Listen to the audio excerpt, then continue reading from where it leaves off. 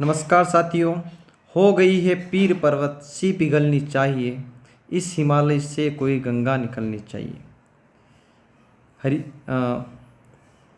ये महत्वपूर्ण पंक्तियाँ हैं और इसी के साथ आज हम नए टॉपिक की बात करेंगे। राजस्थान के भू आकृतिक प्रदेश व भौतिक प्रदेश। राजस्थान के भौतिक प्रदेशों का विभाजन प्रोफेसर वीसी मिश्रा ने सर्वप्रथम किया था 1968 में किया था। कब किया था? प्रोफेसर वीसी मिश्रा ने 1968 में सर्वप्रथम उनकी पुस्तक थी राजस्थान का भूगोल। उसमें राजस्थान के भौतिक प्रदेशों को 7 भागों में डिवाइड किया था। कितने भागों में बांटा था? 7 भागों में बांटा था। सबसे पहले उत्तरी नहरी प्रदेश। सबसे पहले कौन सा प्रदेश है? उत्तरी नहरी प्रदेश, शुष्क मरुस्थल प्रदेश, अर्धशुष्क मरुस्थल प्रदेश, अरावली प्रदेश, पूर्वी कृषि औद्योगिक प्रदेश, दक्षिणी पूर्वी कृषि प्रदेश और चंबल बीहड़ प्रदेश। मतलब 7 भागों में बांटने वाले जो विद्वान है वो कौन है? वीसी मिश्रा है। उत्तरी भाग का नहरी प्रदेश है, शुष्क अर्धशुष्क मरुस्थल अरावली हो गया। उसके बाद पूर्वी कृषि औद्योगिक प्रदेश, दक्षिणी पूर्वी कृषि प्रदेश और चंबल बीहड़ क्षेत्र। उसी के बाद सर्वमान्य वर्गीकरण डॉक्टर हरिमोहन सक्सेना का आता है, जिन्होंने 1994 में राजस्थान को 4 भागों में बांटा। उत्तरी पश्चिमी मरुस्थलीय प्रदेश सबसे पहला कौन सा है? उत्तरी पश्चिमी मरुस्थलीय प्रदेश, मध्य अरावली मरुस्थलीय प्रदेश, पूर्वी मैदानी प्रदेश और दक्षिणी पूर्वी पठारी प्रदेश। 4 भागों में बांटा था। इससे पहले की क्लास में हम पढ़ चुके हैं कि उत्तरी पश्चिमी मरुस्थल किसका अवशेष है? टेथिस सागर का अवशेष है।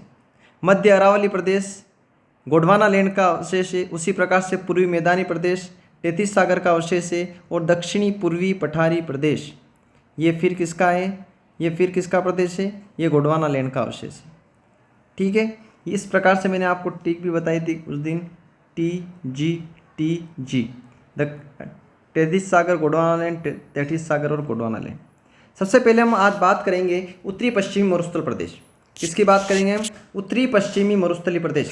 थार का मरुस्थल जो थार का मरुस्थल है वो ग्रेट पेलियो आर्कटिक अफ्रीका मरुस्थल का ही कौन सा भाग है? पूर्वी भाग है।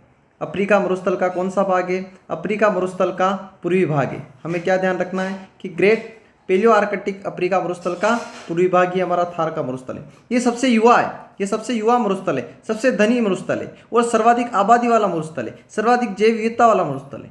तो युवा मरुस्थल सबसे पूछे, सबसे धनी मरुस्थल पूछे, सर्वाधिक आबादी वाला पूछे या फिर बायोडाइवर्सिटी जैव विविधता वाला मरुस्थल कौन सा है? हमारा मरुस्थल है। राजस्थान के कुल क्षेत्रफल का 61.11% है। राजस्थान के कुल क्षेत्रफल का कितना परसेंट है?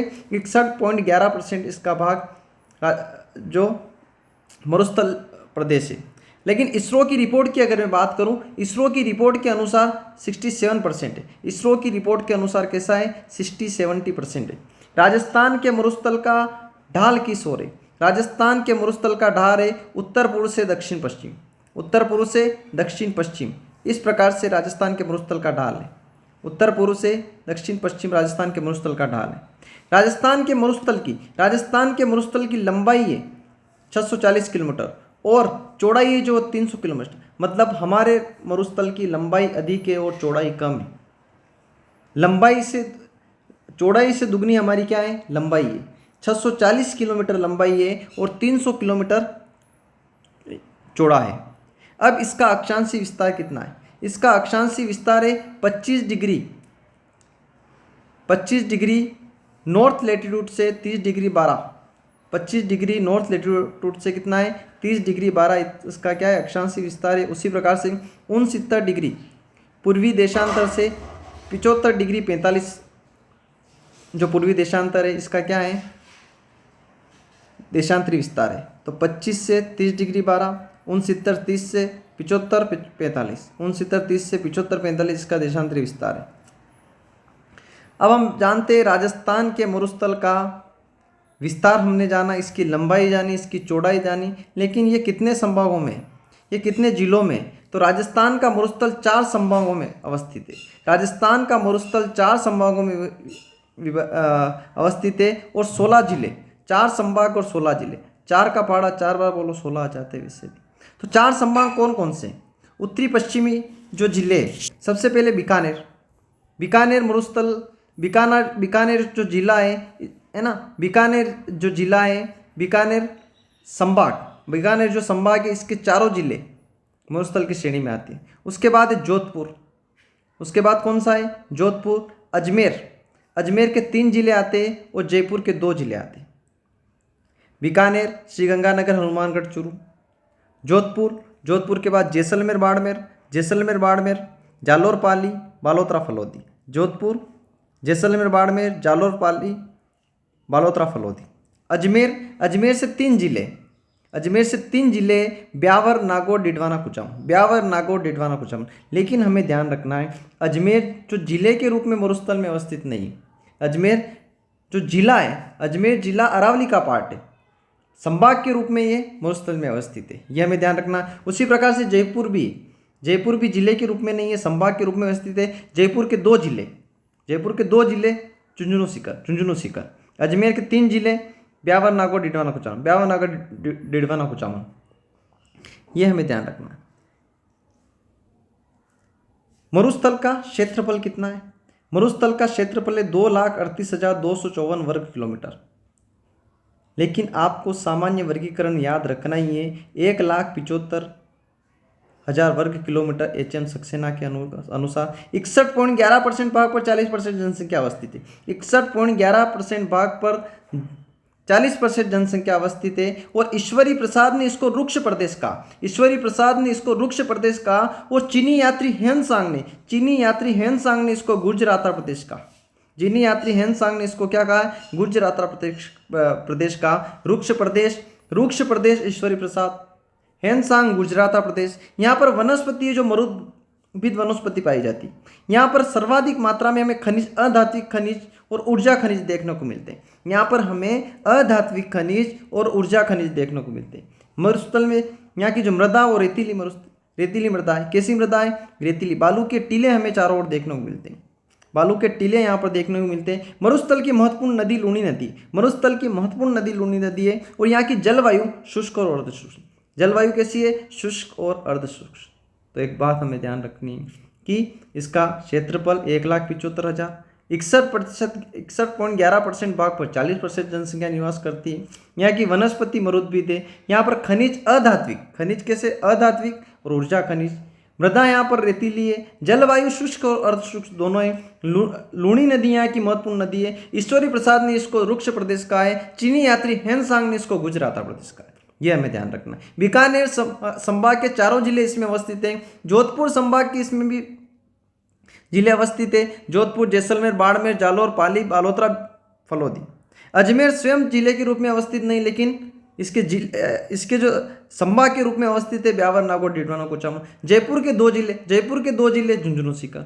ये हमें ध्यान रखना है। समवर्षा रेखा मरुस्थल की जो है 50 सेंटीमीटर समवर्षा रेखा हम सभी जानते हैं, जिसको 500 मिलीमीटर रेखा भी कहते हैं। ये राजस्थान को 2 भागों में बांटती है। समवर्षा रेखा 50 सेंटीमीटर का हो या 500 मिलीमीटर का हो, ये राजस्थान को 2 भागों में बांटती है। लेकिन मरुस्थल को 2 भागों में बांटने वाली रेखा जो कौन सी? 25 सेंटीमीटर रेखा। कौन सी है? 25 सेंटीमीटर समवर्षा रेखा जो मरुस्थल को 2 भागों में बांटती है, शुष्क मरुस्थल और अर्धशुष्क मरुस्थल। लेकिन मरुस्थल के भी कई प्रकार है ना। मरुस्थल के भी कई प्रकार है। ईर्ग है, हम्मादा है और रेग है।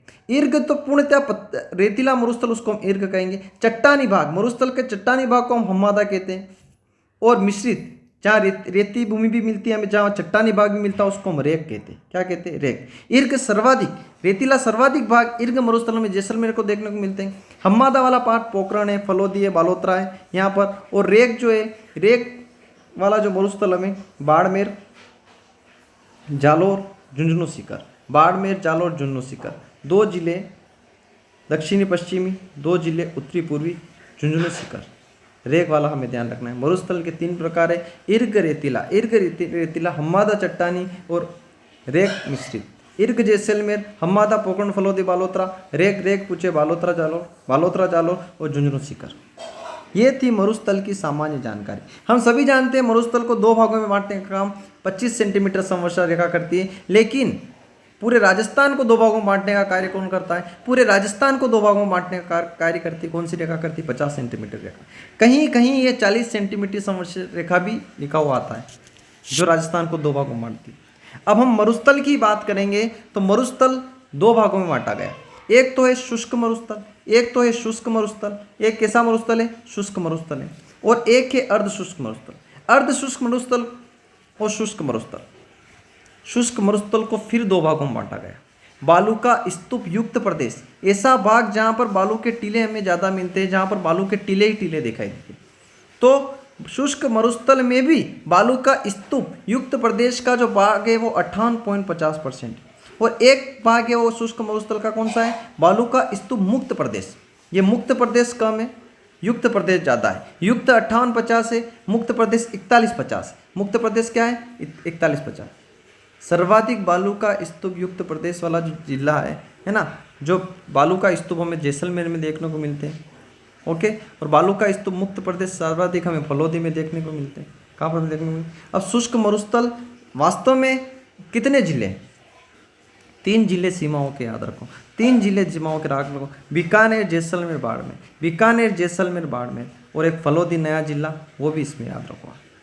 जोधपुर का पश्चिमी भाग, जोधपुर का पश्चिमी भाग पश्चिमी चूरू और पश्चिमी बालोतरा। जोधपुर का पश्चिमी भाग पश्चिमी चूरू और पश्चिमी बालोतरा, ये शुष्क मरुस्थल के पार्ट है। स्तूप जो होते, स्तूप को हम साहित्यिक भाषा में धोरे कहते, साहित्यिक भाषा में धोरे कहते। स्थानीय नाम इनका दरियन है। साहित्यिक भाषा में स्तूप को हम क्या बोलते हैं? धोरे बोलते हैं। क्या बोलते हैं? धोरे बोलते हैं। और इनका स्थानीय नेम क्या है? इनका स्थानीय नेम दरियन है। इनका स्थानीय नेम क्या है? दरियन। ये था बालू का स्तूप युक्त प्रदेश और बालू का स्तूप मुक्त प्रदेश। हमें ये बात ध्यान रखनी है, हमने मरुस्थल को 2 भागों में बांटा है, शुष्क मरुस्थल, अर्ध शुष्क मरुस्थल। शुष्क मरुस्थल को फिर हमने कितने भागों में बांटा है? 2 भागों में बांटा है। शुष्क मरुस्थल युक्त प्रदेश, युक्त प्रदेश ज़्यादा है, युक्त प्रदेश ज़्यादा है 58.50 और मुक्त प्रदेश कम है 41.50%। सर्वाधिक युक्त प्रदेश जैसलमेर में, मुक्त प्रदेश फलोदी में। मरुस्थल में जो शुष्क मरुस्थल में जो जिले 3 तो बॉर्डर के जिले ले लो आप, जैसलमेर, बाड़मेर, बीकानेर ले लो आप, है ना, फलोदी ले लो आप। जोधपुर का पश्चिमी भाग इसी में आएगा, चूरू का पश्चिमी भाग इसी में आएगा और बालोतरा का पश्चिमी भाग इसी में आएगा। धोरे इनको साहित्यिक नेम है इनका और दयन इनका स्थानीय नेम है। बस हमें ये ध्यान रखना है। ओके, अब अर्ध शुष्क मरुस्थल, अर्ध शुष्क मरुस्थल को 4 भागों में बांटा है। शुष्क को 2 में भाग बांटा है, युक्त मुक्त कितने? युक्त मुक्त, युक्त 58.50, मुक्त 41.50। और अर्ध मरुस्थल को फिर हमने 4 भागों में बांटा है। घग्गर का बेसिन, सबसे पहला कौन सा? घग्गर बेसिन। शेखावटी अंतःप्रवाह बेसिन, नागौरी उच्च भूमि और गोड़वार क्षेत्र या लूनी प्रदेश। अर्ध शुष्क मरुस्थल कितने भागों में बांटा गया? 4 भागों में। घग्गर बेसिन, शेखावटी अंतःप्रवाह प्रदेश, नागौरी उच्च भूमि और गोड़वार प्रदेश। शुष्क मरुस्थल, सबसे पहले हम मरुस्थल की बात करेंगे। शुष्क मरुस्थल में बालू का स्तूप युक्त प्रदेश की, जहाँ पर बालू का स्तूप पाए जाते हैं। अब बालू का स्तूप है क्या? शुष्क प्रदेश में क्या है? वह क्षेत्र जहाँ पर बालू का स्तूप, जो रेत के टीले हमें देखने को मिलते हैं। अब ये रेत के टीलों की भी अलग अलग इनकी बनावट होती है, अलग अलग तरीके से बनते हैं, इसलिए बालू का स्तूप के भी अलग अलग प्रकार हैं।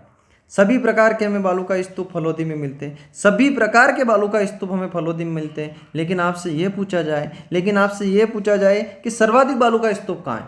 लेकिन आपसे ये पूछा जाए कि सर्वाधिक बालू का स्तूप कहाँ है? तो जैसलमेर में। कहाँ पर है? जैसलमेर में। सभी प्रकार फलोदी, सभी प्रकार फलोदी। फल सबको पसंद होते हैं। फल किसको पसंद होते हैं? सबको पसंद होते हैं। इसलिए सभी प्रकार के बालू का स्तूप कहाँ पर? फलोदी में। और सर्वाधिक बालू का स्तूप कहाँ पर है? जैसलमेर। अब बालू का स्तूप में भी कई प्रकार है। अनुप्रस्थ बालू का स्तूप बोल सकते हैं हम, अनुदैर्य है, बरखान है, तारानुमा है, नेटवर्क है, नेपका है, सब्र कापीज है और पैराबोलिक है और सीप है। सबसे पहले इनके नेम याद हमें पता होना चाहिए। अनुप्रस्थ अनुदैर्य, अनुप्रस्थ अनुदैर्य, अनुप्रस्थ अनुदैर्य, बरखान तारानुमा, बरखान तारानुमा, नेटवर्क, नेटवर्क भी बालू का स्तूप, नेपका, नेटवर्क, नेपका, सब्र कापीज, पैराबोलिक, सीप। अब अनुप्रस्थ बालू का स्तूप किसको कहेंगे? ये कहाँ पर हमें देखने को मिले? अनुप्रस्थ का मतलब होता है जो हवा के समकोण पर बनते हैं, जो हवा के जो समकोण पर बनने वाले जो बालू का स्तूप है उनको हम अनुप्रस्थ कहते हैं। अनुप्रस्थ हमें ध्यान रखना है, इस जो हवा के समकोण पर बन रहे हैं उनको हम क्या बोलते हैं? अनुप्रस्थ कहते हैं। अब क्वेश्चन आता है कि अनुप्रस्थ बालू का स्तूप की अवस्थिति कहाँ कहाँ पर है? तो 4 शहर हमें ध्यान रखना है, पुंगल बीकानेर, रावतसर हनुमानगढ़, सूरतगढ़ गंगानगर, सरदार शहर चूरू और शेखावटी का कुछ भाग। पुंगल बीकानेर, रावतसर हनुमानगढ़, सूरतगढ़ गंगानगर और सरदार शहर चूरू और शेखावटी का कुछ भाग हमें देखना होगा। अब अनुदैर्घ्य का मतलब हो तो जो रेखी हो, जो पौनानुवर्ती हो, जो समांतर, जो हवा के समानांतर बनने वाले बालू का स्तूप को हम रेखी बालू का स्तूप कहते हैं। जो हवा के समानांतर बनते, हवा के समकोण पर अनुप्रस्थ बनते और समानांतर अनुदैर्घ्य।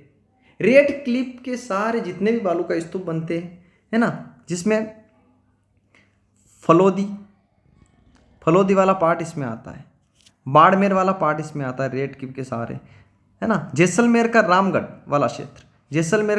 वाला क्षेत्र और जोधपुर का कुछ भाग, चूरू का कुछ भाग। तो बाड़मेर, जैसलमेर में रामगढ़, बाड़मेर, जैसलमेर में रामगढ़, फलोदी और जोधपुर चूरू। अनुदैर्घ्य हमें ध्यान रखना है। अनुदैर्घ्य का मतलब समानांतर, हवा के समांतर रेखी रूप में। बरखान जो होते हैं वो अंध्रचर्दाकार होते हैं। ये सर्वाधिक अस्थिर है, और अस्थिर है तो गतिशील भी होंगे, सर्वाधिक गतिशील भी है। ठीक है, तो सर्वाधिक अस्थिर, सर्वाधिक गतिशील जो बालू का स्तूप है कौन से? बरखान है ना। इनकी आकृति कैसी? कभी आपसे प्रश्न पूछा जाए चंद्राकार नहीं भाई साहब, इसकी आकृति कैसी भाई साहब? इसकी आकृति अर्धचंद्राकार है। कैसी है? अर्धचंद्राकार। और स्पेशली भालेरी चूरू, ओसिया जोधपुर, कन्नीमाता लूणकरण बीकानेर, पोखरण मोहनगढ़ जैसलमेर, सूरतगढ़ गंगानगर और शेखावटी का कुछ भाग। भालेरी चूरू, ओसिया जोधपुर, कन्नीमाता लूणकरण बीकानेर, पोखरण मोहनगढ़ जैसलमेर, सूरतगढ़ गंगानगर, शेखावटी क्षेत्र। तो भालेरी चूरू, ओसिया जोधपुर आ जाए तो हमें आंख बंद करके अंध्रचर्दाकार बरखान को करना है। कन्नीमाता लूणकरण बीकानेर, पोखरण मोहनगढ़ जैसलमेर है। और अगर रामगढ़ आ जाए जैसलमेर तो अनुदैर्घ्य, और रामगढ़ अगर आ जाए तो अनुदैर्घ्य। मोहनगढ़ पोखरण आ जाए जैसलमेर तो अंध्रचर्दाकार। सूरतगढ़ गंगानगर और शेखावटी का कुछ भाग बरखान हमें देखना। तारानुमा बालू का स्तूप, ये इस प्रकार से, ये अनियमित प्रवाह, हवा का जो अनियमित प्रवाह होता है ना, उस हवा के अनियमित प्रवाह के कारण हमें तारानुमा देखने को मिलते हैं। तारानुमा बालू का स्तूप हमें देखने को मिलते हैं। ये मोहनगढ़ पोखरण, सोहनगढ़ जैसलमेर, है ना, और एक श्रृंखलाबद्ध प्रोसेस में हमें देखने को मिलते हैं। और मोहनगढ़ पोखरण, सोहनगढ़ जैसलमेर में, है ना, मतलब जहाँ पर मोहनगढ़ पोखरण में बरखान हमें देखने को मिलते हैं, कहीं कहीं वहाँ पर हमें तारागढ़ भी देखने को मिलते हैं। सूरतगढ़ गंगानगर में भी हमें देखने को मिलते हैं। तो सूरतगढ़ गंगानगर का ऐसा भाग है जहाँ पर अनुप्रस्थ है, जहाँ पर बरखान है, जहाँ पर तारानुमा, ये सारे बालू का स्तूप में वहाँ देखने को मिले। ठीक है, मोहनगढ़ पोखरण ऐसा स्थान है जहाँ पर हमें बरखान भी देखने को मिले, तारानुमा भी देखने को मिले।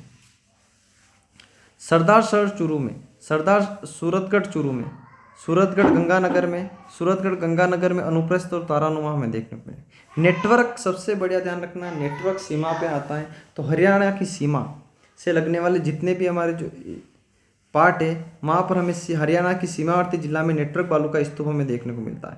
हरियाणा की सीमा पर नेटवर्क बालू का स्तूप देखने को मिलता है ना। और दूसरे जो बालू का स्तूप है उनके किनारों पर हमें देखने को मिलता है ना। हनुमानगढ़ से हिसार भवानी तक ये हमें देखने को मिलते हैं। नेपका जो होते हैं वो छोटी छोटी वनस्पति में एक तरफ रेत के जमाव जो होते हैं उनको हमें नेपका कहते हैं। कि मरुस्थल में छोटी छोटी वनस्पति में एक तरफ रेत का जमा होता है उसको हम क्या बोलते हैं? नेपका कहते हैं। सब्र का पीच जो है वही नेपका का बड़ा रूप है। इनको हम अवरोधी बालू का स्तूप भी कहते हैं।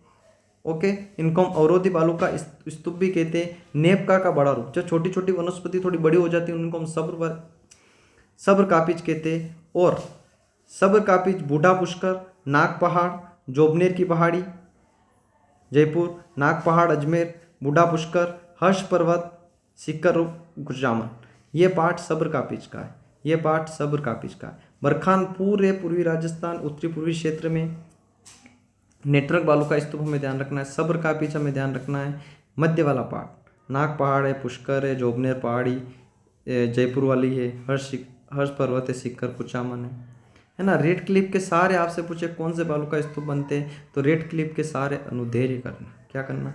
धैर्य रख के हमें अनुदैर्य करना। पेराबोलिक, अब बरखान के विपरीत कौन से बालू का स्तूप कई बार पूछा जाता है, तो पेराबोलिक ही। इनकी आकृति कैसी होती है? इनकी आकृति महिला की जो हेयरपिन होती उसके समान होती है। आपसे ये भी पूछा जा सकता है कि बरखान के विपरीत कौन से? पेराबोलिक। संपूर्ण मरुस्थल में पाए जाने वाले बालू का स्तूप कौन से? पेराबोलिक। राजस्थान में सर्वाधिक विस्तार किसका है? तो पेराबोलिक। कितनी बात, महिला की बात हो गई, मतलब हेयर पिन के समान आ गई, तो संपूर्ण मरुस्थल में पाए जाते हैं। राजस्थान में विस्तार है, सर्वाधिक है, बरखान के विपरीत है, और सीप ये भी बालू का स्तूप है एक प्रकार का, हमें ध्यान रखना है। अब मरुस्थल में कुछ प्रमुख शब्दावली, मरुस्थल में कुछ क्या है? मरुस्थल में कुछ प्रमुख शब्दावली है जो हमें ध्यान रखनी है। मरुस्थल में जो कुछ प्रमुख शब्दावली है हमें ध्यान रखनी है। शब्दावली में अगर मैं बात करूँ, सबसे पहले खड़ीन। खड़ीन जो थी, खड़ीन क्या है? खड़ीन जल संरक्षण की एक पद्धति, जिसके अकॉर्डिंग जो हमारा जो जल है उसको संरक्षित किया जाता है। ये जैसलमेर के पालीवाल ब्राह्मण जो थे ना, 15वीं शताब्दी में जैसलमेर के जो पालीवाल ब्राह्मण थे, है ना, इनके द्वारा इसको उपयोग में लाया गया, और इसको एक वाटर टैंक के रूप में इसको यूज़ करते थे। मरहो, मरहो क्या है? बालू का स्तूप जो होते हैं ना, बालू का स्तूप जो होते हैं, बालू का स्तूप के मध्य जो निम्न भूमि होती है ना, बालू का स्तूपों के मध्य, ये बालू का स्तूप, ये बालू का स्तूप है, ये बालू का स्तूप है, तो इनके मध्य जो निम्न भूमि होती है उसको हम मरहो कहते हैं। उनको हम क्या बोलते हैं? मरहो कहते हैं। इंसेलबर्ग, इंसेलबर्ग जो है वो क्या है? मरुस्थल में इंसेलबर्ग हमें ध्यान रखना है। मरुस्थल में जो चट्टानी खंड होते हैं, मरुस्थल में जो चट्टानी खंड होते हैं उनको हम क्या बोलते हैं? अपरदित जो चट्टानें होती है उनको हम इंसेलबर्ग कहते हैं। इनका संबंध चट्टान से है ना, अपरदित चट्टानी खंड से इसका संबंध हमें ध्यान रखना है। और पेडिमेंट, पेडिमेंट जो होता है, पर्वत जो होता है, पर्वत का जो नीचे का जो पार्ट होता है, है ना, पर्वत पदी क्षेत्र, यहाँ पर इसको हम पेडिमेंट बोलते हैं। और उस स्थल में जो पर्वत होते हैं उसके नीचे का जो पार्ट होता है उसको हम क्या बोलते हैं? पेडिमेंट बोलते हैं। और बालसन जो होते हैं, मरुस्थल में जो पहाड़ी क्षेत्र है ना, ये पहाड़ी क्षेत्र है, ये पहाड़ी क्षेत्र है, और इन दोनों क्षेत्रों के बीच में जो झील बनती है ना, उसको हम बोलते हैं बालसर। क्या बोलते हैं? बालसर। तो बालसन दो पहाड़ी क्षेत्रों के बीच में, दो पहाड़ी क्षेत्रों के बीच में जो निम्न भूमि के जल होता है उसको हम क्या बोलते हैं? उसको हम क्या बोलते हैं? बालसन बोलते हैं। पेडीमेट, पेडीमेट पर्वत पदी जो है ना, पर्वत के निचले वाले भाग में जो चट्टानी भाग, पेडीमेंट है, वहाँ जो जमाव है उसको बोलते हैं। इंसेलबर्ग हमें ध्यान रखना है। मरुस्थल में जो अपरदित चट्टानी खंड होते हैं उनको इंसेलबर्ग बोलते हैं। मरहो दो बालू का स्तूपों के बीच निम्न भूमि, दो बालू का स्तूपों के बीच निम्न भूमि मरहो है। लेकिन बालसन क्या है? दो पर्वतपदी क्षेत्रों के बीच, मरुस्थल में दो पर्वतपदी क्षेत्रों के बीच जो निम्न भूमि उसे जहाँ जल संरक्षित होता है उसको हम बालसन बोलते हैं। खड़ीन पालीवाल ब्राह्मण हमें ध्यान रखना है, खड़ीन पालीवाल ब्राह्मण हमें ध्यान रखना है। और घासी और कारवा, घासी और कारवा क्या होता है कि अभी हमने पढ़ के आए कि अनुदैर्य बालू का स्तूप, अभी हमने ये भी पढ़ा कि अनुदैर्य बालू का स्तूप कहाँ पर? तो रेड क्लिफ के सहारे, है ना। अब यहाँ पर इन बालू का स्तूपों के बीच में जो रेत से मुक्त जो टीला होता है ना, जहाँ पर रेत नहीं होती, उसको घासी व कारवा कहते हैं। उसको हम क्या बोलते हैं? घासी व कारवा बोलते हैं। क्या बोलते हैं? घासी व कारवा बोलते हैं। ये हमें ध्यान रखना है, घासी व कारवा हमें ध्यान रखना है। और पेडीमेंट हमें बताइए, पेडीमेंट हमें बताइए, पेडीमेंट हमें बताइए, ये सारी चीज़ें हमें पता होनी चाहिए। रन व टाट, रन व टाट, रन व टाट क्या है? रन व टाट क्या है? रन व टाट भी जिले है ना, अस्थायी जिले, उनको हम रन व टाट कहते हैं। अस्थायी जिलों को हम क्या बोलते हैं? रन व टाट कहते हैं, है ना। प्लाया जिले भी बोल सकते हैं इनको। तो ये सारी चीज़ें हमें पता होनी चाहिए कि मरुस्थल में जो दलदली जिले होती है वो रन व टाट कहलाती है। डांड प्रदेश भी हमें ध्यान रखना है। क्या रखना? डांड प्रदेश भी हमें ध्यान रखना है। डांड प्रदेश, प्लाया हमें ध्यान रखनी है, प्लाया हमें ध्यान रखनी है। डांड प्रदेश है, पाया है, प्लाया है, ये सारी चीज़ें हमें ध्यान रखनी है कि डांड प्रदेश कौन सा है। तो डांड प्रदेश भी ये सारी जिले का ही क्षेत्र है ना। लवणी जो जिले होती है गर्द, उनको हम डांड प्रदेश बोलते हैं। प्लाया जो होती है ये भी जैसलमेर में जो जिले होती हैं उनको प्लाया बोलते हैं, है ना। डांड और प्लाया है तो जिले ही, लेकिन जैसलमेर में जो जिले होते हैं उनको प्लाया बोलते हैं। क्या बोलते हैं? प्लाया बोलते हैं। अब हम बात करेंगे एक और भाग की, बालू का स्तूप मुक्त प्रदेश। किसकी बात करेंगे हम? बालू का स्तूप मुक्त प्रदेश की, जो कितना परसेंट है? 41 पॉइंट कितना है? 41.50% है ना। ये वह भाग है मरुस्थल का जहाँ पर रेत के टीले नहीं। अभी हमने पढ़ा कि रेत के टीले वो बालू का स्तूप युक्त प्रदेश।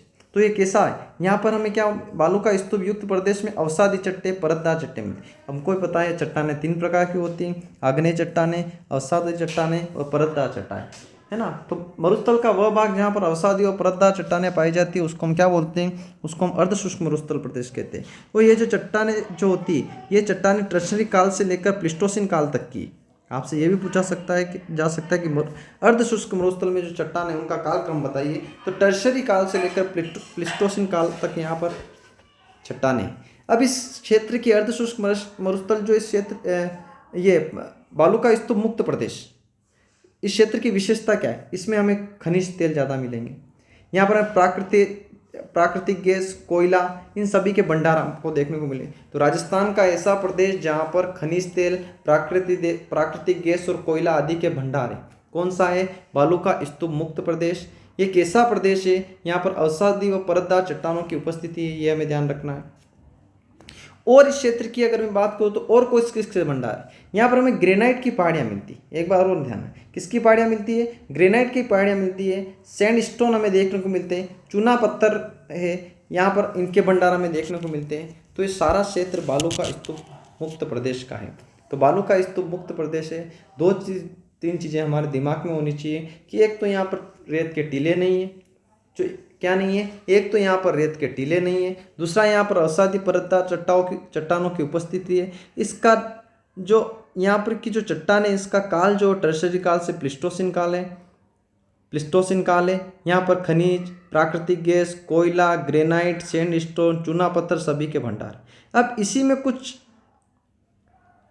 अलग अलग जो क्षेत्र है उसके आधार पर यहाँ पर एक लाठी सीरीज, क्या है?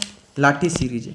अब लाठी सीरीज जो है ना, ये लाठी सीरीज जो है ये जैसलमेर में, कहाँ पर है? जैसलमेर में। कहाँ पर है? जैसलमेर में। और ये लाठी सीरीज का जो विस्तार है ना, ये मोहनगढ़ से पोखरण के बीच में, किसके बीच में? मोहनगढ़ से पोखरण के बीच में जैसलमेर में जो एक 80 किलोमीटर लंबी पट्टी, कितनी है? 80 किलोमीटर लंबी पट्टी है और 60 किलोमीटर चौड़ी पट्टी।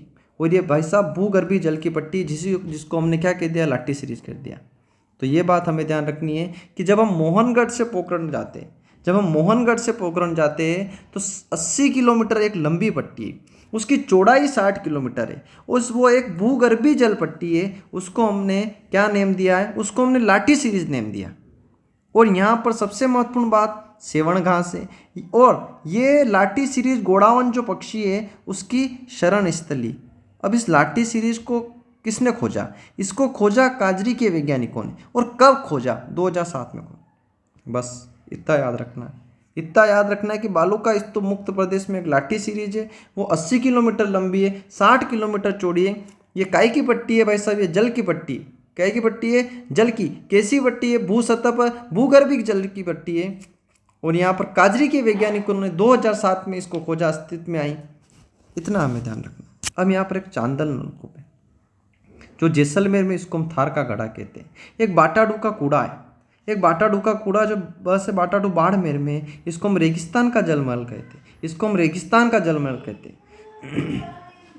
और यहाँ पर ओकलवुड फॉसिल्स पार्क है जो, और 18 करोड़ वर्ष पूर्व यहाँ पर हमें क्या मिले?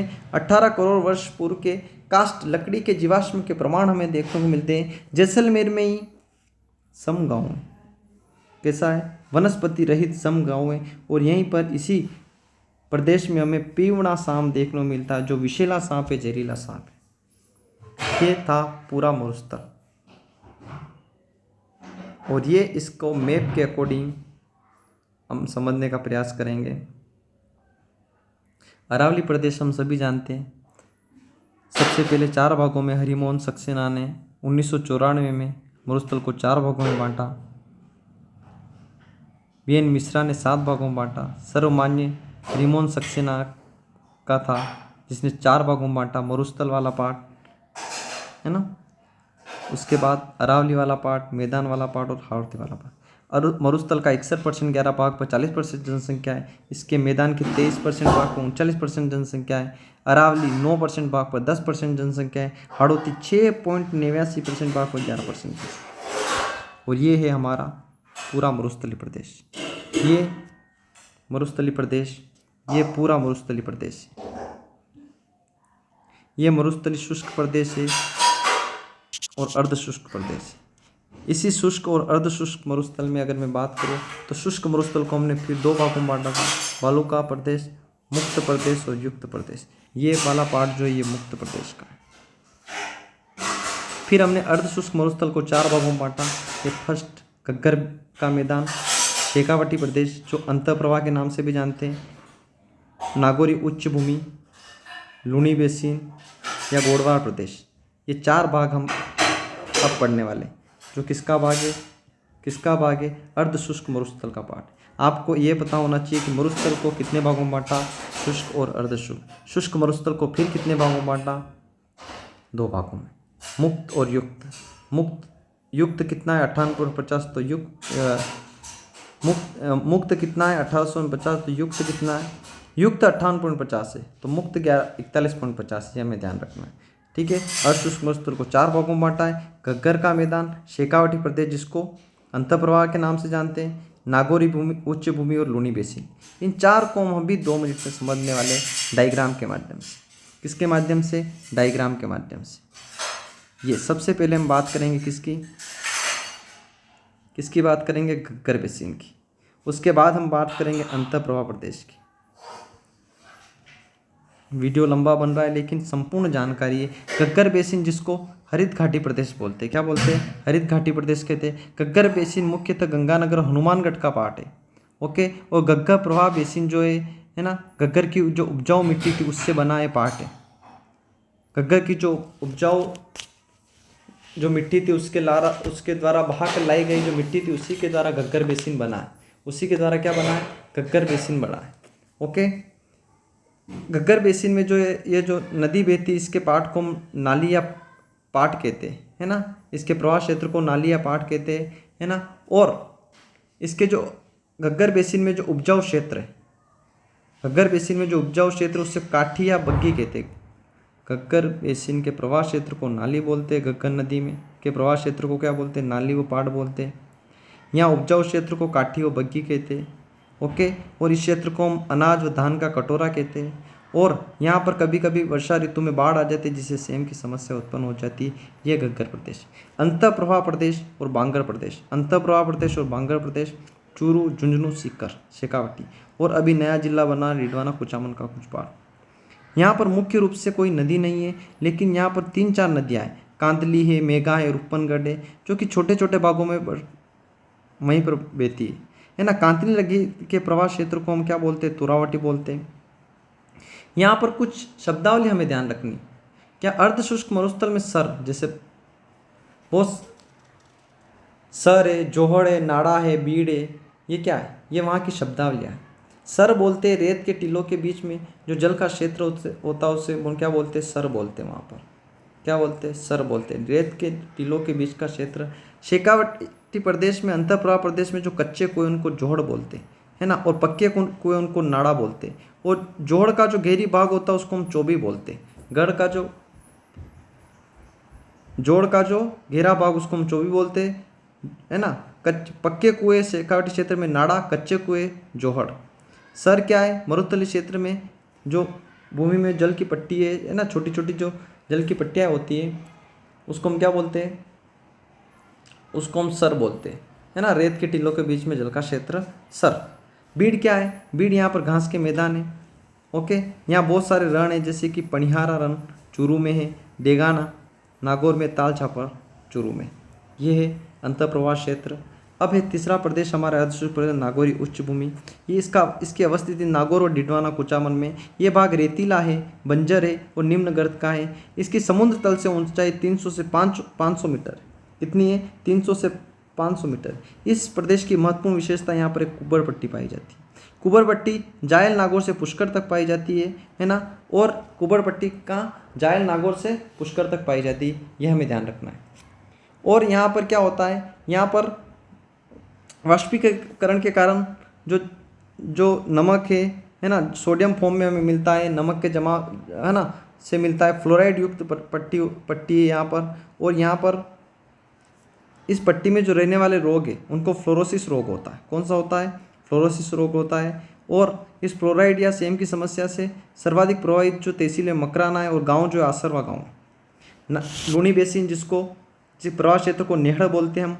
और लूनी बेसिन कहाँ पर है, अजमेर, नागौर, ब्यावर, जोधपुर, बाड़मेर, बालोतरा, पाली, जालोर है ना। अन्ना का ब्याह जोधा की बीबी से पाली में करवाएंगे। अन्ना का ब्याह अजमेर, नागौर, ब्यावर, जोधा की बीबी जोधपुर, बीबी बाड़मेर, बालोतरा और पाली में करवाएंगे जाके, जालोर हो गया। ये जलोढ़ मिट्टी युक्त क्षेत्र है। यहाँ पर लवणी पादप हमें देखने को मिलते हैं, है ना। और यहाँ का महत्वपूर्ण हमें ध्यान रखना है, पिपलूस क्षेत्र, छप्पन की पहाड़ियाँ बालोतरा में हमें देखने को मिलती है। पिपलूस क्षेत्र और छप्पन की पहाड़ियाँ हमें कहाँ पर देखने को मिलती है, बालोतरा में देखने को मिलती है। तो छप्पन की पहाड़ियाँ बालोतरा में, छप्पन का मैदान बांसवाड़ा और प्रतापगढ़ के बीच में, पिपलूद मारवाड़ का लघु माउंट आबू कहते हैं। ये महत्वपूर्ण जानकारी थी। Thank you very much.